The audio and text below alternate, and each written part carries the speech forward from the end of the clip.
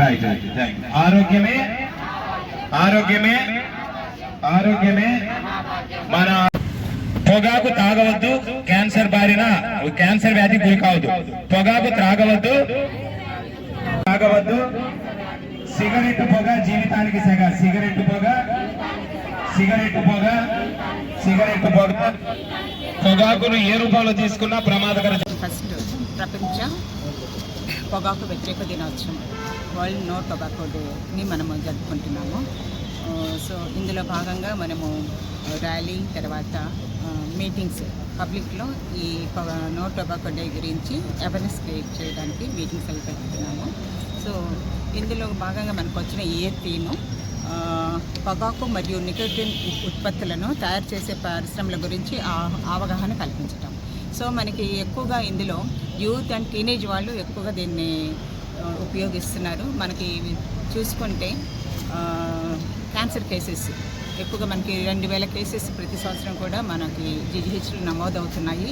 అందులో 1400 వరకు మోస్ట్లీ మనకి ఓరల్ క్యాన్సరే ఎక్కువగా వస్తుంది. సో మనకి ఈ ఎన్సిడిలో భాగంగా కూడాను మనం క్యాన్సర్ స్క్రీనింగ్ చేస్తుంటే ఎక్కువగా మనకి ఓరల్ క్యాన్సర్ ఎక్కువగా వస్తుంది. ఇప్పుడు అందరూ కూడా ఎక్కువగా ఈ సిగరెట్ ఇవి కాకుండా ఈ పొగాకును నములుతున్నారు. సో దీనివల్ల డ్యామేజ్ చాలా ఎక్కువగా ఉంటుంది. డైరెక్ట్గా మ్యూకోజాకి అంటే నోటిలోని మ్యూకోజాకి అవి కాంటాక్ట్ అయ్యి క్యాన్సర్ అంటే చాలా త్వరగా రావడానికి స్కోప్ ఉంది. సో అందరినీ రిక్వెస్ట్ చేసేది ఏంటంటే ప్రజల్లో దీని గురించి అవగాహన కల్పించి మీకు దగ్గరలో అంటే మీ పిల్లలు కానీ లేదా మీ సిస్టర్స్ ఎవరైతే ఉన్నారో దీనికి బానిస అవుతున్నారో వాళ్ళందరికీ కూడా హెల్త్ ఎడ్యుకేషన్ ఇస్తూ మనకి డీ అడిక్షన్ సెంటర్స్ కూడా ఉన్నాయి. ఇవి మాన్పించడానికి చాలామంది దీనికి బానిసలు అయిపోయి మానలేకపోతుంటారు. సో మన గవర్నమెంట్ తరఫున డీ అడిక్షన్ సెంటర్స్ కూడా ఉన్నాయి. అది అందరూ కూడా ఉపయోగించుకోవాలి. దీనికి మీకు ఏమైనా సలహాలు ఏమైనా కావాలన్నా డౌట్లు ఉన్నా కూడాను మా టీం ఉన్నారు, ఎన్సిడి నోడల్ ఆఫీసర్ వీళ్ళంతా ఉంటారు డిస్ట్రిక్ట్కి, వాళ్ళని సంప్రదించవచ్చు లేదా డిస్ట్రిక్ట్ వైద్యాధికారినైనా సంప్రదించవచ్చు. Thank you. సిద్ధార్థ దంత వైద్య కళాశాల ప్రజా దంత వైద్య విభాగం నుంచి వచ్చాము.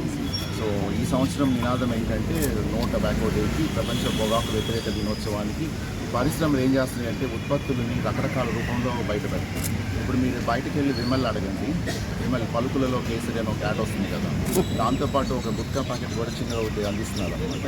రెండు కలుపుకొని మిక్స్ చేసుకొని తింటున్నారని మా స్టూడెంట్స్ ఈ మధ్య సర్వే చేసి వచ్చారు అంగడి షాపుల్లో కూడా. అలాగే రైతులతో కూడా మాట్లాడాము. ఉత్పత్తులు అంటే పొగాకు వేయడానికి కారణాలు ఏంటి అని అంటే కొన్ని ఏరియాస్లో వాటర్ తక్కువ ఉండటం వల్ల కూడా ఈ పంట అయితే నీరు అంత అవసరం లేదు కాబట్టి ఈ పొగాకు ఉత్పత్తులు చేస్తున్నారు అనమాట. సో ఈ సంవత్సరం నినాదం ఏంటంటే ఈ పొగాకు ఉత్పత్తులు ఫ్యాన్సీగా తయారవుతున్నారు, సినిమాల్లో చూపిస్తున్నారు.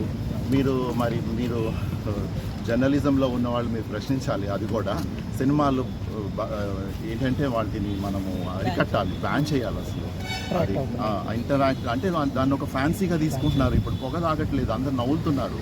సో నవ్వలటం అనేది ఇంకా మరింత ఎక్కువసేపు నోట్లో ఉంటుంది, దాంతో నోటి క్యాన్సర్ వచ్చేస్తుంది.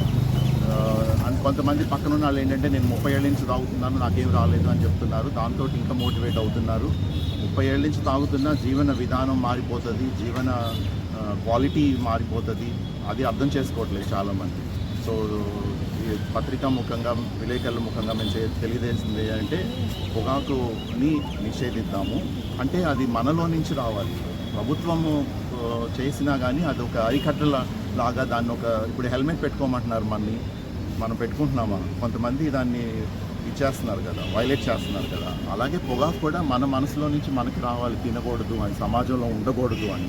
అప్పుడే పొగాకు రహిత దేశంగా తయారవుతుంది. ఇది చెప్పదలుచుకున్నాను.